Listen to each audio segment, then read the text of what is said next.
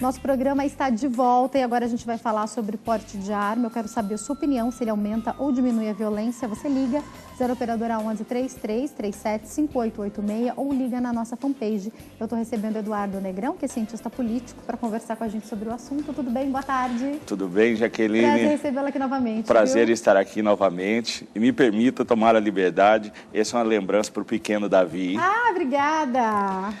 Vou abrir aqui. E ontem, enquanto você abre, chegando de Porto Alegre, encontrei com um grande amigo. Eu até ia trazer o meu segundo livro, mas encontrei com um amigo meu, uma pessoa que eu conheço e respeito, o Dom Felipe de Orleans e Bragança, que é o herdeiro da família real, poderia até ser príncipe herdeiro, lançou esse livro, está fazendo muito sucesso.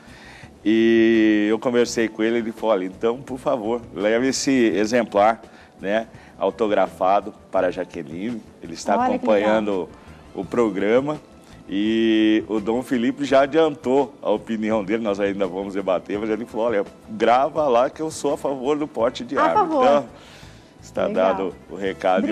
Obrigada pelo presente. Ó, o presente do Davi está aqui também. Muito obrigada, viu? Amei. Obrigada pelo carinho com a gente. Bom, vamos lá, né? Então, ele disse que é a favor. Bom, não vou de cara perguntar a sua opinião, Eduardo, mas eu quero começar entendendo.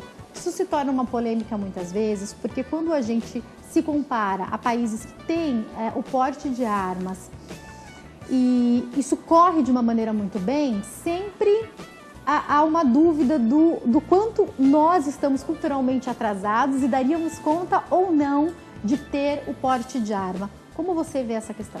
Eu acho que, Jaqueline, com todo respeito às opiniões divergentes, isso não tem rigorosamente muito a ver com a criminalidade.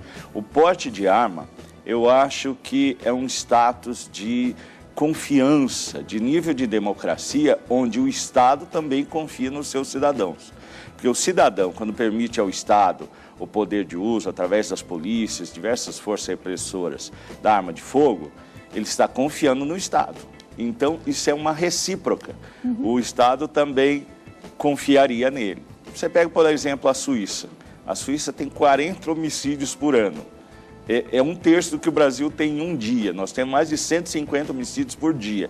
Na Suíça, o porte de arma é liberado.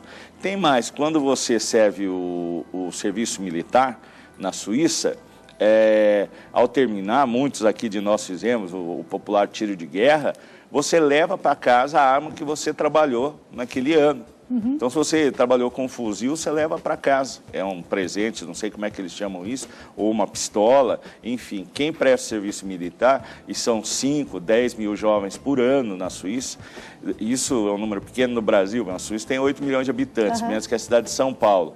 Então, você imagina, por outro lado, um país com taxas de violência parecidas com a do Brasil, porque nós somos campeões mundiais nisso, viu?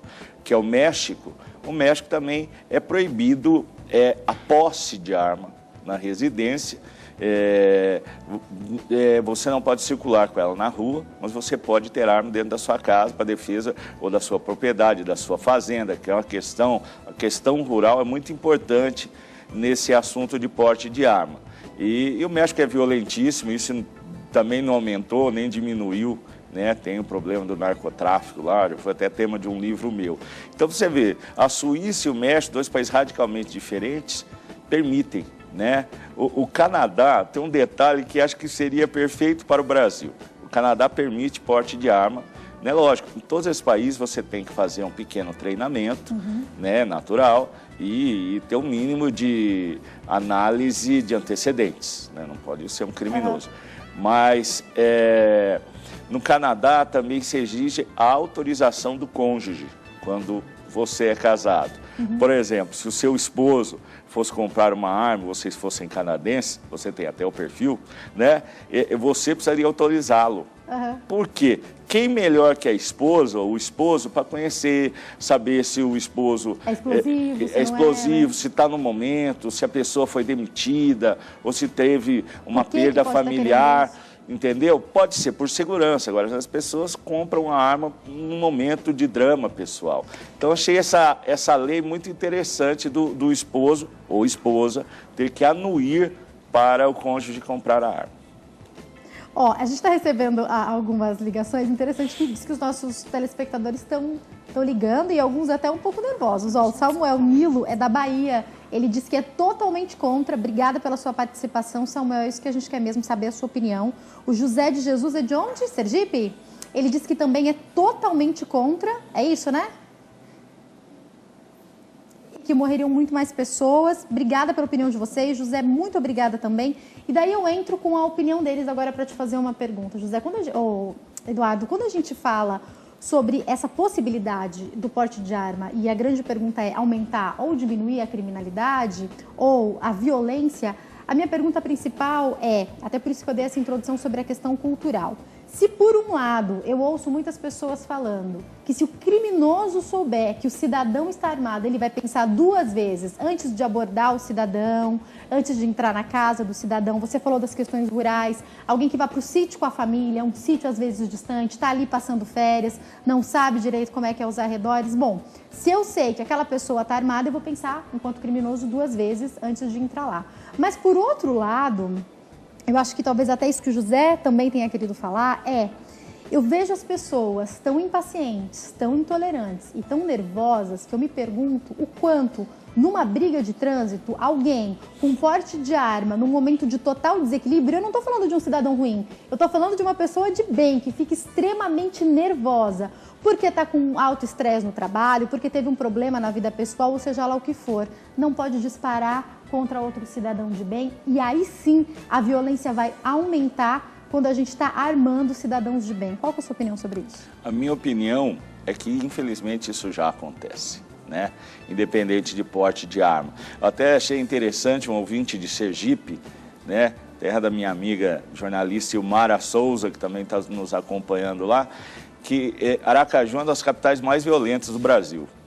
Então, que interessante ele ter essa visão, porque eu já imaginava que fosse exatamente ao contrário. Eu penso que sim, o porte de arma cria uma dúvida no meliante, né? Porque hoje ele tem a certeza. Agora, o problema no Brasil não é o porte de arma, sim a aplicação das leis. As nossas leis são para lá de lenientes, né? Por exemplo, um país que solta pessoas que mataram os pais a pauladas, né? Como é o caso icônico da Suzane Richthofen, solta ela no feriado do Dia das Mães, isso não é uma atitude judicial, isso é uma ironia, isso é um esculacho com a sociedade brasileira. Sempre que se fala de porte de arma, se cita os Estados Unidos como exemplo negativo. Lá tem porte, o pessoal faz massacre e tal. Bom, primeiro que a taxa de homicídios nos Estados Unidos é 15% da brasileira, com a população 10 vezes mais armada que aqui, né? O Brasil supera a Síria, que está em guerra. Fizeram a pesquisa em 5 anos, acho que entre 2011 e 2017, 6 anos, na Síria morreu 300 mil pessoas. No Brasil, num período menor, 2 anos a menos, morreu 460 mil por armas de fogo. Mas você acha que armar a população vai diminuir a violência? Eu acho que sim, se as leis forem aplicadas. Ó, a gente recebeu a ligação do Paulo Reis, que é de São Paulo. Ele é a favor. Ele diz que se for utilizado como defesa, mas que para isso é necessário treinamento. Você falou aqui um pouco sobre um mínimo tipo de treinamento. Mas aí eu ainda insisto nessa questão. E aí eu vou falar sobre, sim, a preparação da população, porque eu acho que é um pouco cultural também. Eu queria compreender. Você acha que as pessoas... Posso até fazer a comparação com os Estados Unidos aí, porque muitos desses massacres acontecem com pessoas que são desequilibradas. Mas aí eu também acho que se a pessoa quer fazer uma coisa errada, infelizmente aqui no Brasil ela vai conseguir a arma, né? Eu tô falando de cidadãos de bem armados especificamente. Você acha que não pode aumentar a violência? Não, acho que não. Sinceramente, acredito que não. Você vê que alguns países da Europa, onde o acesso a armas é mais limitado, o pessoal faz atentado terrorista com van, com carro, com faca. Então, quando a pessoa tem vontade, seja cometer um ato de terrorismo, um ato de violência, infelizmente não tem o que segura. Mas a presença da arma intimida. É importante dizer que, por exemplo, nos Estados Unidos, teve um ataque, acho que em 2002, numa escola infantil, uma cidade chamada Newtown, E, aliás, tinha vários brasileiros que residem ali, tinha até filhos nessa escola. Infelizmente, mataram 20 crianças e 7 professores. Sabe quantos, foi em 2002, sabe quantos homicídios tiveram em Newtown em 2003, 2004, 2005? 0. Nos 5 anos anteriores, 0. Eu não consegui, mas eu acho que esse atentado foram os primeiros homicídios na cidade que tem mais de 100 anos. Mas vamos supor que não seja. No mínimo, num hiato de 10 anos, teve 0 homicídio. Então, aí teve um dia, um louco foi lá, realmente era até uma pessoa que tinha um problema... bom, nem vou diagnosticar a doença dele, porque pode complicar ainda mais a nossa análise, mas era uma pessoa que tinha alguns problemas mentais, foi lá e matou. Isso não tem como evitar. Tô com um problema, Eduardo. É importante dizer que não houveram homicídios nessa cidade antes e depois, e que nos Estados Unidos, onde se você compra uma R15 no Walmart, que já está presente aqui no Brasil, desculpe a propaganda, até eles falaram que ia parar de vender, mas quando eu morei lá, você podia comprar uma R15 numa rede de supermercados. As leis são muito claras. Se você sacar uma arma numa lanchonete, num lugar público, no intuito de ameaçar alguém, ou mesmo que não seja um assalto, você discutiu com o cara, puxa, 5 anos de cadeia. Tá, eu tenho um problemão que eu tenho. Acho que isso aqui foi só para a gente começar o bate-papo, você vai ter que voltar, mas eu quero te perguntar. Você acredita então, para que o porte de arma fosse legalizado aqui, que as leis deveriam mudar? É isso?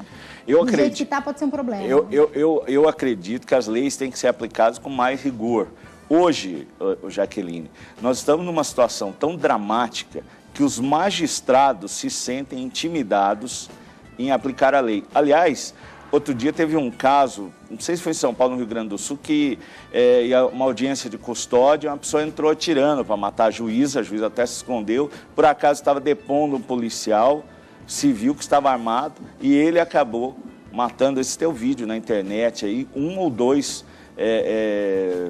marginais, né? Se ele não tivesse armado, a juíza teria sido assassinada dentro do fórum.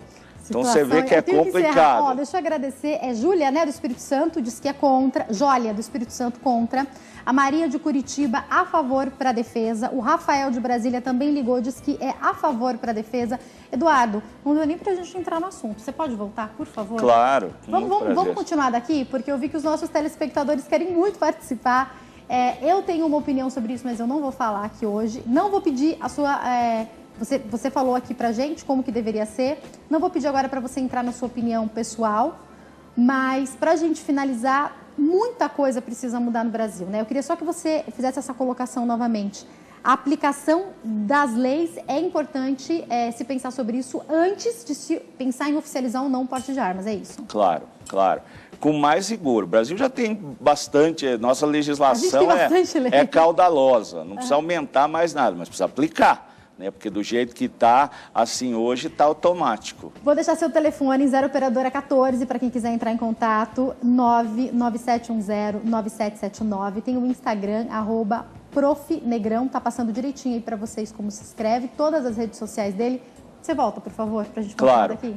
Posso aproveitar e mandar um último abraço? Mandar um abraço pessoal do Jornal de Gramado, a Laura Salas, que me entrevistou e me presenteou com esse poncho, né? E para os meus filhinhos, Dudu e Felipe, que estão me aguardando. Obrigada, Eduardo. Obrigada a você pelo seu carinho, pela sua participação. Foram muitas mensagens, muitas ligações. A gente segue com esse tema em breve, tá? Um beijo grande, uma excelente tarde. Fica com Deus e até amanhã. Tchau.